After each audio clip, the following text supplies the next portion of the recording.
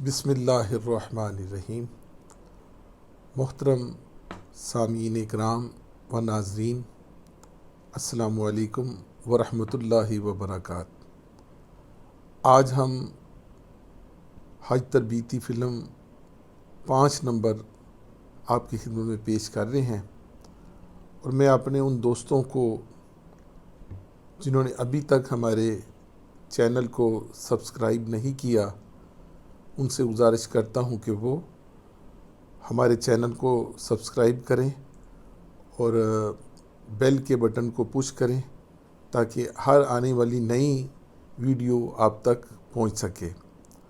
اور آپ کی خدمت میں گزارش ہے کہ آپ شروع سے لے کے آخر تک حج عمرہ کی بابت جو ہم آپ کی خدمت میں فلم بنا کر پیش کر رہے ہیں اس کو دیکھیں، تاکہ آپ سب اس سے بھرپور استفادہ لے سکیں۔ پچھلی فلم میں ہم نے آپ کو احرام باندھنے کا طریقہ اور نیت کروا کر ایئرپورٹ تک لے کر آئے تھے۔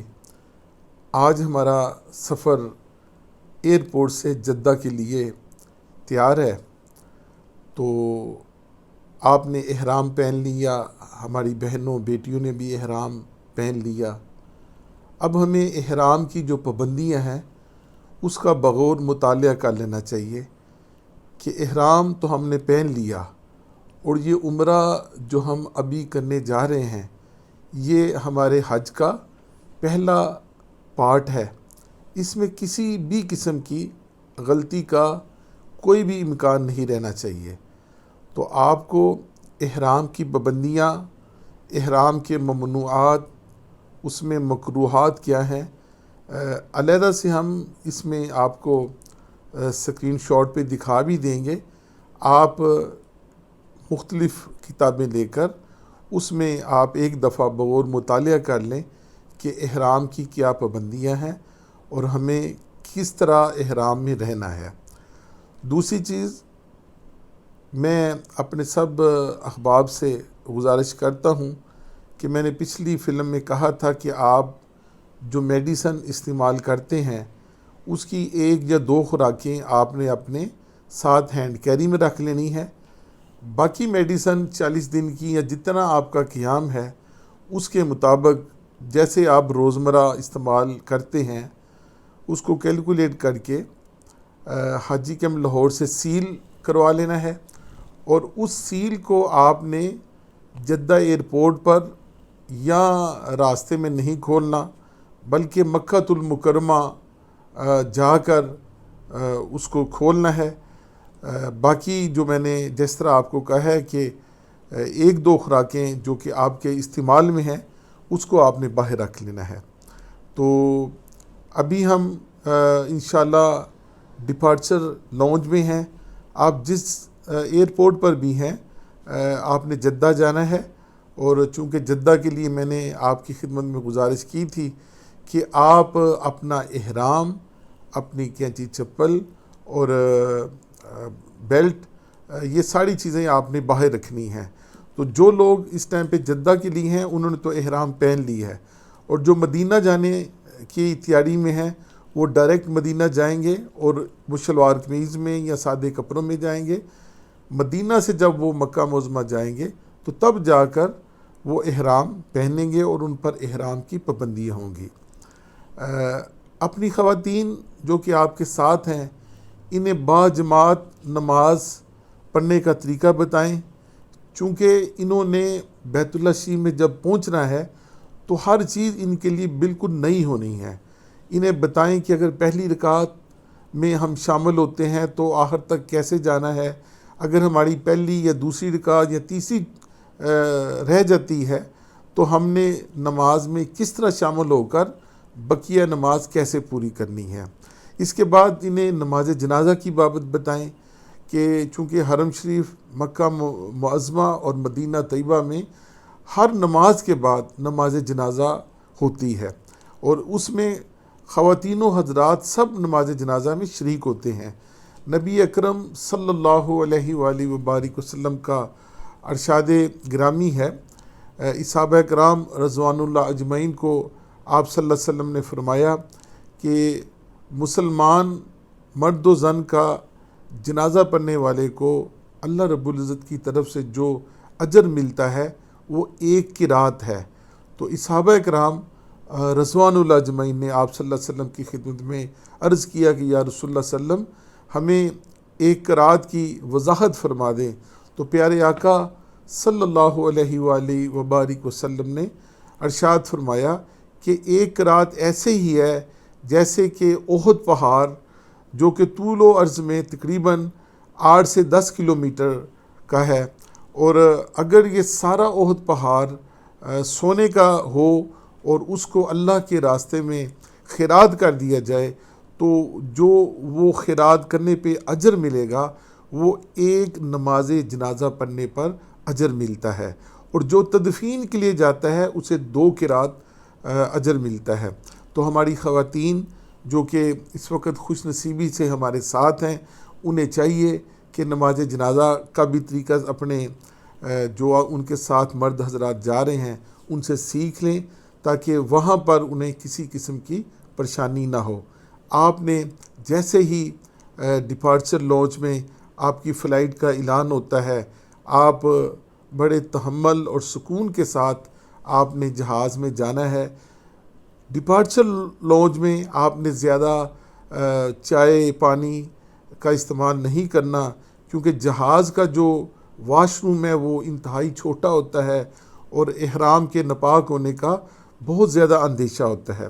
تو آپ نے جہاز پر جانے سے قبل ایک دفعہ فریش ہو جانا ہے، واش روم جا کر وضو وغیرہ کر لیں، اور پھر تلبیہ پڑھتے ہوئے آپ نے جہاز میں بیٹھنا ہے، اور زیادہ سے زیادہ جہاز میں آپ نے تلبیہ کا ورد کرتے رہنا ہے۔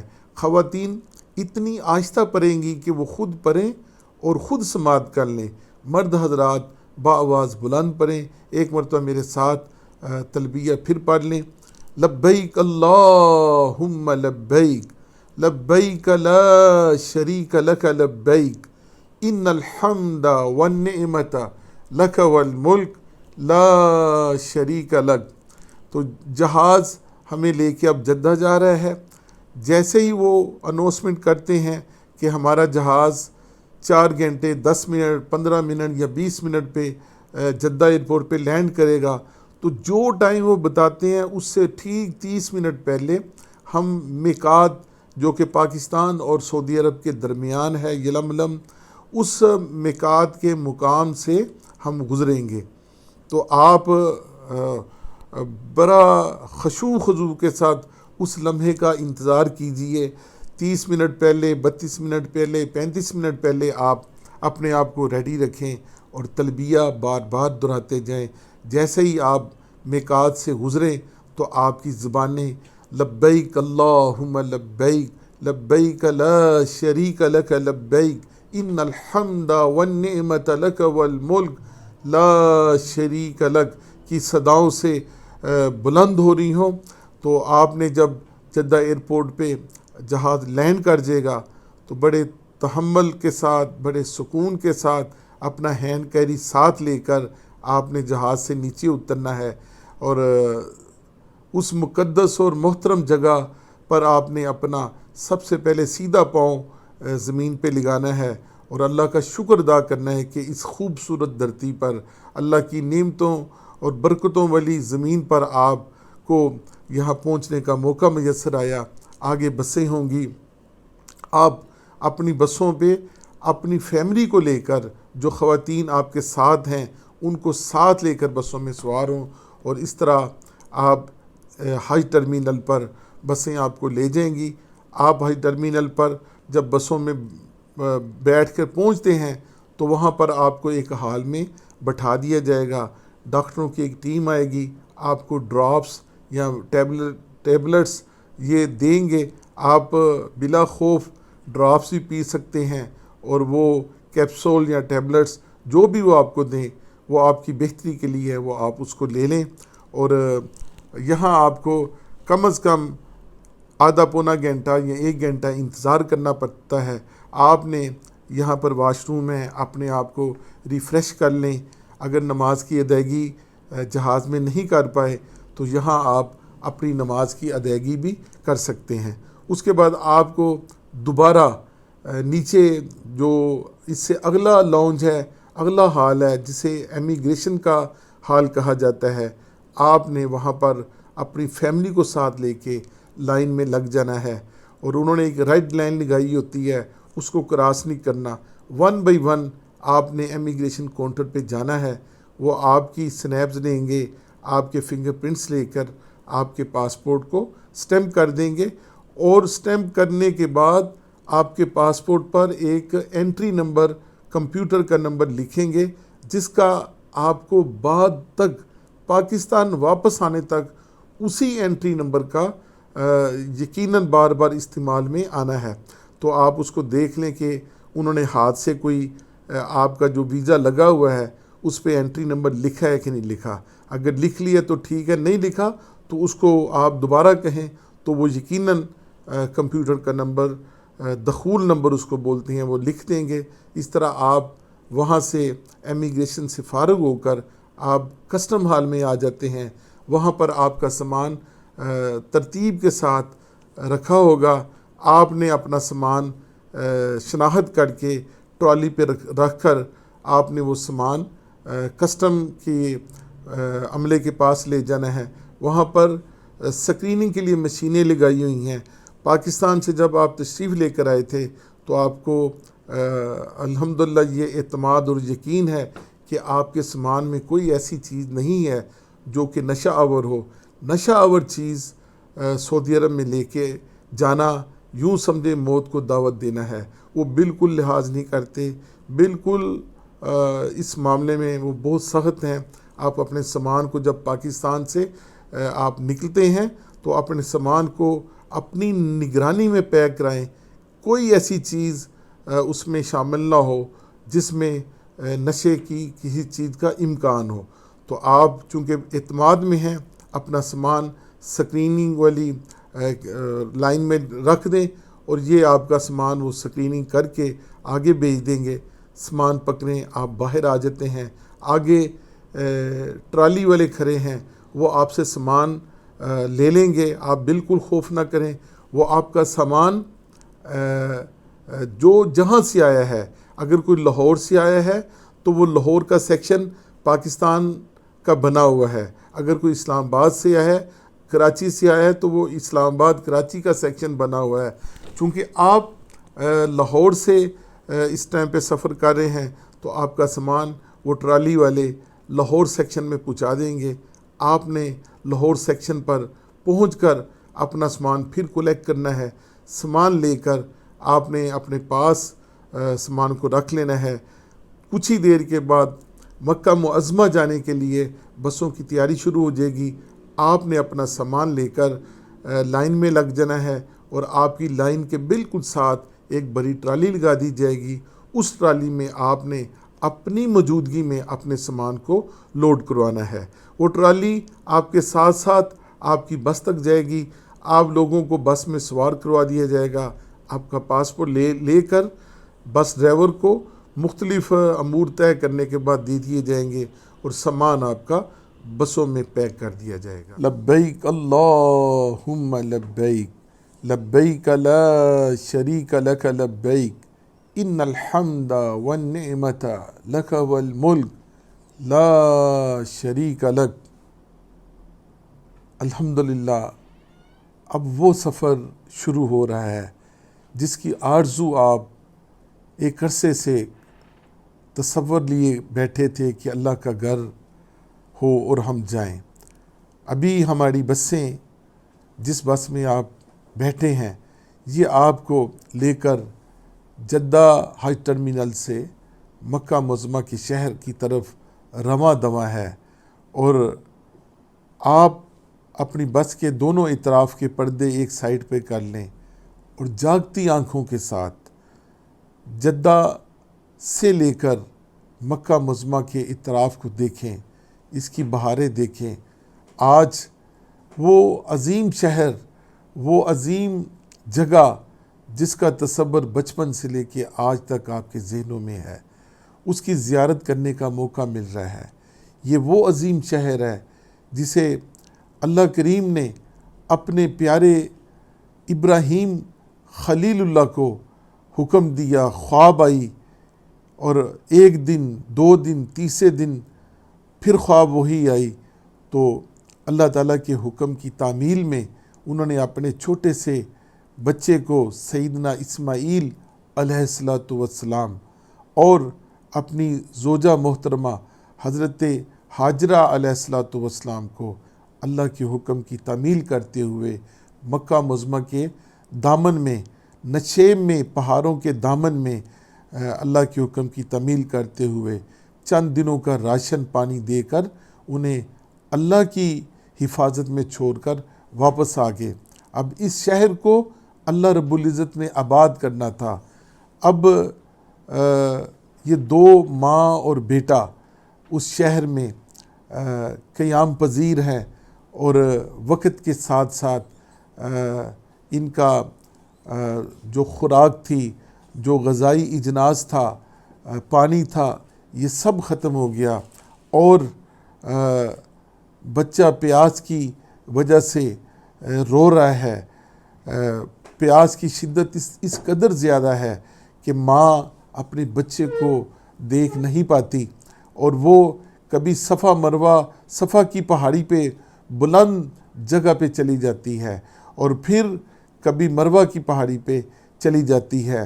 اس لیے جاتی ہے کہ شاید کوئی قافلہ یہاں سے گزر رہا ہو اور مجھے اس قافلے سے اپنے اس معصوم بچے کے لیے پانی کی چند بوندیں مل جائیں، اور میرا بچہ جو پیاس سے نڈال ہو گیا ہے، اور میں اس بچے کو وہ پانی دے دوں۔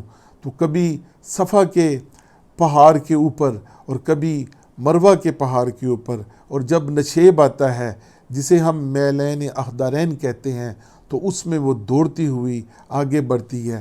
7 مرتبہ 7 چکر لگتے ہیں، تو بچہ رو رو کر اپنے پاؤں کو زمین پر جب ایریا مارتا ہے، تو اللہ کے فضل سے سیدنا جبریل امین وہاں آ جاتے ہیں، اور وہاں پہ ایک چشمہ پھوٹ پڑتا ہے جسے ماں دوڑتی ہوئی اس کی منڈیل بناتی ہے، اور اس منڈیل پر چاروں اطراف مٹی پتھر لگا کے اسے کہہ دیتی ہے کہ زمزم۔ تو یہ آب زمزم اس ماں کی برکت اور سیدنا اسماعیل علیہ السلام کے پاؤں کی رگڑ، آج ہم اس سے استفادہ لے رہے ہیں۔ کریم آقا صلی اللہ علیہ وآلہ وبارک وسلم ایک دن اس کنویں کے اوپر تشریف لے کر آئے، اپنے ہاتھوں سے ڈول اس کنویں کے اندر ڈالا، اس میں سے پانی نکال کر اس کا پانی اس ڈول ہی کے ساتھ پیا، اور باقی جو پانی بچا اسے اسی کنویں میں انڈیل دیا۔ یہ باعث شفا بن گیا۔ اس میں آپ صلی اللہ علیہ وسلم کے جھوٹے پانی کی آمیزش ہو گئی، اور یہ پوری دنیا کے مسلمانوں کے لیے باعث برکت اور باعث شفا بن گیا۔ اب مکہ معظمہ کو اللہ تبارک و تعالیٰ نے آباد کرنا ہے۔ اب وہ جگہ جہاں نہ چرند تھے نہ پرند تھے، کیونکہ زندگی کے آثار پانی کے ساتھ تھے، اور پانی کا ایک قطرہ بھی یہاں نہیں تھا۔ اب چونکہ چشمہ پھوٹ پڑا تھا، آب زمزم کی بہاریں چل پڑی تھیں، تو چرند اور پرند اس چشمے کے بالکل اوپر منڈلانا شروع ہو گئے۔ قافلے والے وہاں جب گزرتے تو انہیں ایک نیا ماحول ملا، انہوں نے ان چرند اور پرند کے منڈرانے والی جگہ پر اپنی آمد و رفت شروع کر دی۔ اس طرح وہ اماں جی کے پاس آتے تھے، اماں جی کو غذائی اجناس دے کر وہاں سے وہ پانی زمزم لے کر اپنی ضرورت پوری کرتے رہے۔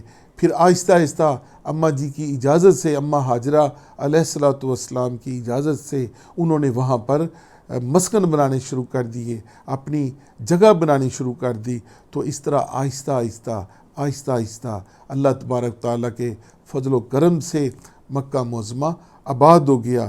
آج اسی مکہ معظمہ کے حسین و جمیل شہر، جس کی رب تعالیٰ نے قسمیں کھائی ہیں، وَالتِّینِ وَالزَّیْتُونَ وَطُورِ سِینِینَ وَہَٰذَا الْبَلَدِ الْأَمِینَ، آج اس امن والے شہر کی جانب آپ رواں دواں ہیں۔ آپ کی بس ابھی اس مقام پر پہنچی ہے جہاں سے آپ جیسے ہی اس دروازوں سے باب کعبہ اس کو بولتے ہیں، حدود حرم یہاں سے شروع ہوتی ہے، جیسے ہی آپ کی بس ان دروازوں کے اندر سے گزر کر آگے بڑھتی ہے تو آپ جو عمل کرتے ہیں نیکی کا، وہ ایک عمل 1,00,000 عمل کے برابر ہو جاتا ہے۔ ایک مرتبہ آپ سبحان اللہ پڑھتے ہیں تو آپ کو اجر 1,00,000 کا مل رہا ہے۔ اپنی قسمت پر جھوم جائیے کہ آج اللہ رب العزت نے آپ کو کریم آقا صلی اللہ علیہ وآلہ وبارک وسلم کی امت سے وابستہ کیا، امت رسول میں پیدا کیا۔ اس سے بڑا ہم پر اللہ کا کیا احسان ہونا ہے کہ اللہ تعالیٰ نے اپنے پیارے محبوب کی امت میں ہمیں پیدا کیا۔ آج مسلمان ہیں تو اس راستے پہ، اس دروازوں سے گزر کر ہم اللہ تعالیٰ کے گھر کی جانب رواں دواں ہیں۔ نان مسلم کا یہاں پر داخلہ منع ہے۔ آپ دیکھیں گے سائن بورڈ لگے ہوئے ہیں کہ جو نان مسلم ہیں وہ یو ٹرن لے کر پیچھے آ جائیں۔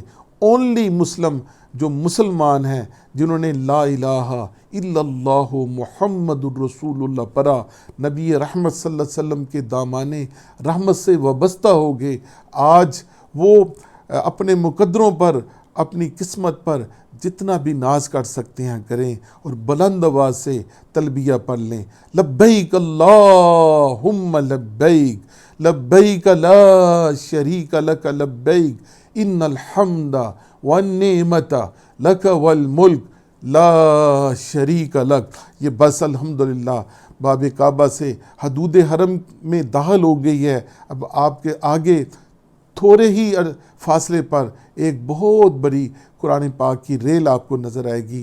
آپ کی بس اس ریل سے نیچے سے گزرتے ہوئے مکہ شہر کی جانب رواں دواں ہے۔ چند فاصلوں پر تھوڑی دیر کے بعد انٹری آفس مکہ معظمہ کا آ جائے گا، جہاں آپ کی بس رکے گی اور آپ کی پہلی دعوت آب زمزم سے کی جائے گی۔ آب زمزم کی تعریف تو میں نے آپ کو پہلے بتا دی کہ آب زمزم حضرت سیدنا اسماعیل علیہ السلام کے پاؤں کی رگر، اماں ہاجرہ علیہ السلام کے لبوں سے نکلے ہوئے الفاظ زمزم، اور میرے پیارے آقا صلی اللہ علیہ وآلہ وبارک وسلم کے جھوٹے پانی کی آمیزش کا نام آب زمزم ہے، اور یہ قیامت تک کے مسلمانوں کے لیے باعث برکت، باعث شفا ہو گیا۔ آپ کی پہلی دعوت، آپ کو زمزم پیش کریں گے، ڈرائیور آپ کا پاسپورٹ لے کے مکہ معظمہ کے اس آفس میں، انٹری آفس میں جا کر آپ کی انٹری کرائے گا، کمپیوٹر لسٹ آ جائے گی، اور آپ زمزم پی کر، جب زمزم پئیں تو وہ دعا جو کہ میں نے پہلے بھی آپ سے شیئر کی تھی، اللہم انی اسألک علما نافعا ورزقا واسعا وشفاء من کل داء۔ آپ یہ دعا پڑھ لیں کہ یا اللہ اس کی برکت سے مجھے وسیع علم دے، اللہم انی اسألک علما نافعا، نفع والا علم عطا فرما۔ تو برکت والی جگہ پر آپ اللہ کی بارگاہ میں اپنے لیے، امت رسول کے لیے بالخصوص دعا کریں کہ اللہ تعالیٰ پیارے آقا کریم صلی اللہ علیہ وآلہ وسلم کی ساری امت کی کامل بخشش و مغفرت فرمائیں۔ اب آپ کو دور ہی سے مکہ ٹاور کا وہ کلاک نظر آ جائے گا، یوں سمجھیں کہ آپ مکہ معظمہ کے عظیم شہر میں، عظمت والے شہر میں داخل ہو گئے، اور امن والے شہر میں داخل ہو گئے، اس شہر میں داخل ہو گئے جس کی قسمیں میرے رب نے کھائی۔ آپ کو بس معلم کے دفتر سے لے کر آپ کے ہوٹل، آپ کی بلڈنگ تک لے جائے گی۔ آپ نے اپنی بلڈنگ میں پہنچ کر بڑے سکون اور تحمل کے ساتھ اپنا سامان بسوں سے نیچے جب اترے گا تو آپ نے اپنا سامان لے کر اپنے کمروں میں چلے جانا ہے۔ جو کمرہ آپ کو الاٹ کیا جائے اس پر اللہ کا شکر ادا کریں۔ الحمدللہ اب بحث کرنے کا وقت نہیں ہے، لڑائی جھگڑے کرنے کا وقت نہیں ہے، آپ نے ہر حال میں اللہ کا شکر ادا کرنا ہے۔ اپنے کمرے میں آپ ٹھہریں۔ یہاں پہ لوگ بے پناہ غلطیاں کرتے ہیں کہ فوری واش روم جا کے احرام اتارا اور غسل کر لیا کہ جی ہمیں گرمی لگ رہی ہے، بھائی احرام آپ نے نہیں اتارنا، نہ ہماری بیٹیوں نے، نہ ہماری بہنوں نے، نہ ہمارے بھائیوں نے اپنے احرام کا تقدس برقرار رکھنا ہے۔ آپ نے احرام یا غسل تب کر سکتے ہیں جب آپ شرعی طور پر غسل کے کرنے کے قابل ہوں، آپ کو احتلام ہو گیا، آپ کا جسم ناپاک ہو گیا، تو تب جا کر آپ غسل کر سکتے ہیں۔ اگر ایسا کوئی معاملہ نہیں ہے تو پھر آپ اپنے احرام میں رہیں، تھوڑی دیر آرام کر لیں، سکون کے ساتھ ریفریش ہو کر ہم پھر اس کے بعد اگلا مرحلہ جو ہے وہ اللہ تعالیٰ کے گھر کی با ادب حاضری ہے، طواف حرم پاک ہے، اس کے لیے ہم اگلی ویڈیو کا انتظار کریں گے۔ میں یہاں پر اپنے دوستوں سے گزارش کرتا ہوں کہ اگر انہیں ہماری یہ ویڈیو پسند آئی ہے تو اسے اپنے دوستوں کے ساتھ شیئر کریں تاکہ زیادہ سے زیادہ لوگ اس سے استفادہ لے سکیں، اور جو کچھ ہم نے کہا اس پر کمنٹس دیں۔ اللہ تعالیٰ کی بارگاہ میں دعا ہے کہ اللہ تعالیٰ پیارے آقا کریم صلی اللہ علیہ وآلہ وبارک وسلم کے ہر امتی کو مکہ معظمہ اور مدینہ طیبہ کی با ادب حاضری زندگی میں بار بار نصیب فرمائے۔ السلام علیکم ورحمۃ اللہ وبرکاتہ۔